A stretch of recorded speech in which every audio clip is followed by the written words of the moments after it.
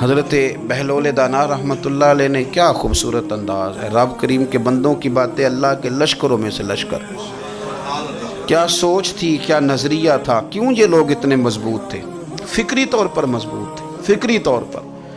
ہارون رشید حج کر کے واپس آ رہا ہے، حضرت بہلول دانا راستے میں بیٹھے ہیں، ملاقات ہو گئی، کہنے لگا حضور کوئی حکم ہو تو بتائیے گا۔ فرمانے لگے کوئی نہیں، تو جا اپنا کام کر۔ بادشاہ ہے یا کسی کو کارڈ مل جائے تو وہ لوگوں کو دکھاتا پھرتا ہے، وزیر صاحب نے خود دیا ہے۔ بادشاہ وقت خود کہہ رہا حضرت کوئی حکم ہو تو، فرمایا نہیں اللہ خیر کرے گا۔ تو کہنے لگا حضور میں نے سنا ہے آپ مقروض ہیں تو بتا ہی دیتے۔ تو آپ مسکرا کے فرمانے لگے تیرا کیا خیال ہے بھلا؟ کہنے لگے حضور کس بابت؟ فرمانے لگے تیرا کیا خیال ہے کہ اللہ ہارون رشید کو دے گا اور بہلول دانا کو بھول جائے گا؟ تیرا کیا خیال ہے رب کریم ہارون رشید کو تو دیتا جائے گا اور بہلول دانا کو بھول جائے گا؟ بادشاہ کہتا ہے کہ میں چکرا ہی گیا کہ بھلا اس سوال کا کیا جواب ہے۔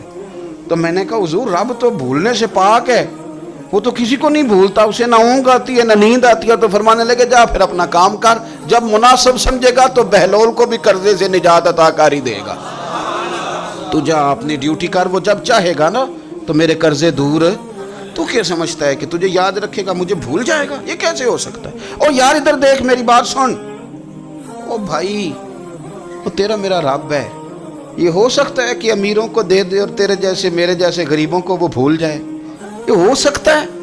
تو کیوں لوگوں کی جیبوں پہ توجہ، لوگوں کی جیبوں پہ نظریں، فلانے کے پاس آ گیا تو میں رہ گیا، مطلب کس لیے؟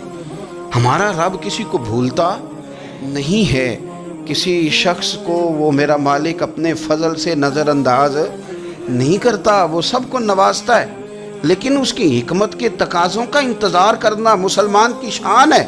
کبھی کسی حسد میں کبھی کرنا ہو تو رشک کریں، مزہ آئے گا۔ اور یہ رشک کرنے کا نا، رشک کا معنی کیا ہے؟ حسد کا معنی یا اللہ اسے نہیں دینا چاہیے تھا مجھے دینا چاہیے تھا، اور رشک کا معنی یا اللہ تو نے دیا ہے کیا بات ہے، اسے دیا تو کیا بات، اگر تو نے دیا تو مالک جچا بھی ہے، اگر تو نے دیا ہے تو نظر بھی آیا ہے، اگر تو نے دیا ہے تو پھر کیا بات ہے، کمال ہو گئی، وہ نظر آ رہا ہے۔ اور یا اللہ اسے دیا ہے تو میں بھی تیرا بندہ ہوں، اسے بھی اور دے اور مجھے بھی عطا فرما۔ یہ رشک ہے، رشک کا نا حضور نے حکم دیا ہے، نبی پاک نے رشک کا۔ ہمارا یہ مسئلہ ہے کہ ہم نا جو کرنے والا کام ہے وہ نہیں کرتے، رشک کریں۔ بخاری مسلم میں حدیث ہے، نبی پاک صلی اللہ علیہ وسلم نے فرمایا دو بندوں پر رشک کرو۔ کہو کیا بات؟ رشک کرو دو بندوں۔ یا رسول اللہ کون کون سے؟ فرمایا ایک وہ مالدار جسے اللہ دولت دے اور وہ صبح بھی رب کے رستے میں خیرات کرے اور شام بھی رب کے رستے میں خیرات کرے، یہ قابل رشک ہے۔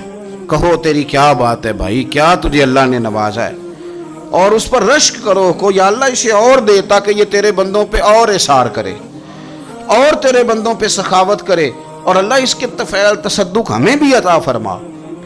اور حضور فرماتے ہیں ایک مالدار پر جو صبح و شام سخاوت کرے، اور ایک اس عالم پر جسے اللہ قرآن کا علم دے، وہ صبح بھی لوگوں کو قرآن مجید کے ترجمے، تفسیریں، قرآن کے درس سکھائے، اور شام بھی لوگوں کو قرآن مجید کے درس عطا فرمائے۔ اس پر رشک کرو، کہو کیا بات ہے یار تیری، تجھے اللہ نے کتنا نوازا۔ قابل رشک لوگوں پر رشک کرو، ان کی تعریف کرو، ان کے لیے اچھے کلمات ادا کرو۔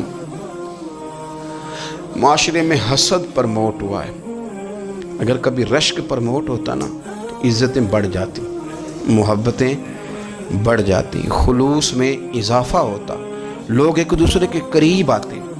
ہم نے کسی فضیلت والے کی فضیلت کو تسلیم کرنے سے انکار کر دیا، ہم نے کسی بڑائی والے کی بڑائی کو تسلیم کرنے سے انکار کر دیا، ہم نے حسد کیا، ہم نے لالچ کیا، ہم حریص ہوئے۔ اس کا نقصان یہ ہوا کہ لوگ ایک دوسرے کے پاس رہتے ہوئے پاس نہیں رہتے، ایک دوسرے کے ساتھ وقت گزار رہے ہوتے ہیں لیکن ان کے بارے میں رویے ان کے سخت ہوتے ہیں، لب و لہجہ تلخ ہوتا ہے، جب وہ کسی کے بارے میں بے لاگ تبصرہ پوچھا جائے تو غلط باتیں کریں۔ رشک کریں، دیکھیں نا حضرت ابو بکر صدیق رضی اللہ، حضرت عمر فاروق رضی اللہ، ساری زندگی دوڑ لگی رہی۔ حضرت عمر کہتے ہیں میں نے ساری زندگی دوڑ لگائی ہے کہ ابو بکر سے آگے گزر گئے، لیکن یہ دوڑ حسد والی نہیں، یہ رشک والی۔ فرماتے میرا دل کرتا تھا کہ میں نیکیوں میں ابو بکر سے آگے گزر جاؤں، हुजूर के इश्क में अबू बकर से आगे गुजर जाऊं, नबी पाक अलैहिस्सलाम की औलाद की मोहब्बत में अबू बकर से आगे गुजर जाऊं, मैं ना खैर के कामों में आगे गुजरूं। कहते मेरा सारी ज़िंदगी रश्क का रिश्ता रहा। ये रिश्ता शानदार है, इस पर अमल करें, इस पर तवज्जो करें, बजाय इसके कि ये कहना कि उस्ताद जी का फलाने से ज़्यादा प्यार है। प्यार की वजूहात तलाश कर। मुर्शिद फलाने पे नज़र रखते हैं तो मेरे भाई वो नोटों की वजह से नज़र नहीं रखते, तू वजह तो तलाश करना, वजह क्या है। तो अपने आप को उस तरह का बना, तो उस तरह की कैफियत पैदा कर अपने अंदर। हम क्या करते हैं कि रश्क करने की बजाय हसद करते हैं। हसद नहीं करें, अपने आप को संवारें, वो रश्क की वजह से आप संवार सकते हैं। नबी पाक अलैहिस्सलाम की प्यारी ज़ौजा उम्मुल मोमिनीन सैयदा आयशा सिद्दीक़ा, बड़ी शान है इस खातून की, बड़ी अज़मत है उन राहों के सदके जिन रस्तों से सैयदा पाक की सवारियाँ गुजरा करती। क्या दर्जा अल्लाह ने दिया है सैयदा आयशा सिद्दीक़ा को। कहती हुजूर का विसाल मेरी गोद में हुआ है। और मौला अली शेर खुदा फरमाते हैं मैंने हुजूर को सबसे ज़्यादा आयशा सिद्दीक़ा से प्यार करते हुए देखा है। और आयशा सिद्दीक़ा रज़ी अल्लाह तआला अन्हा फरमाती हैं मैंने हुजूर को सबसे ज़्यादा फातिमा ज़हरा से प्यार करते देखा। ये अलग माहौल है इनका आपस में। तो हज़रत आयशा सिद्दीक़ा इतना बड़ा मकाम, लेकिन वो फरमाती है मैंने सारी ज़िंदगी सैयदा खतीजतुल कुबरा पर रश्क किया। मैंने कहा क्या बात थी उस खातून की जो विसाल कर गई, लेकिन शायद को दिन खाली जाता हो कि मदीने वाले उनकी वफ़ाओं का जिक्र न करते, शायद कोई खाली दिन जाता। कहती है मैंने इतना काबिल रश्क माहौल नहीं देखा। एक दिन हुजूर घर में गोश्त लाए और मुझसे फरमाया आयशा गोश्त पकाओ। तो मैं उसे साफ़ करने लगी तो हुजूर फरमाने लगे शोरबा ज़रा ज़्यादा करना।